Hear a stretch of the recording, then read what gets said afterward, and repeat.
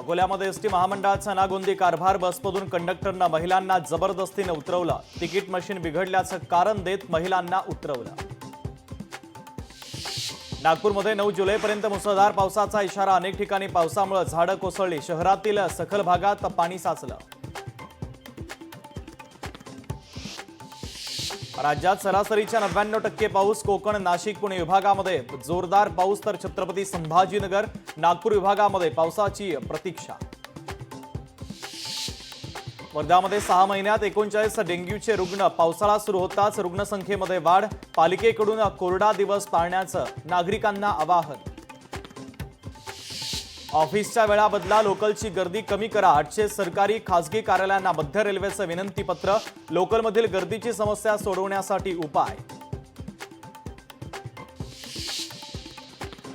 वर्सोवा घाटकोपर मेट्रोला 6 डब्यांची होणार असल्याची चिन्ह। अतिरिक्त डबे खरेदीसाठी मागितली परवानगी।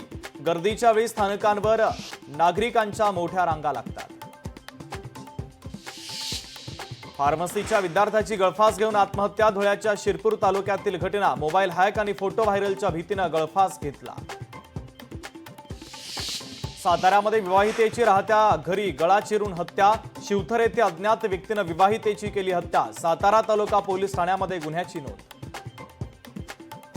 हिंगोलीच्या सेनगाव शहरामध्ये चोरट्यांचा सुळसुळाट। सोन्या चांदीच्या दुकानावर चोरट्यांचा डल्ला। मुख्य बाजारपेठेतील दुकानामध्ये चोरी।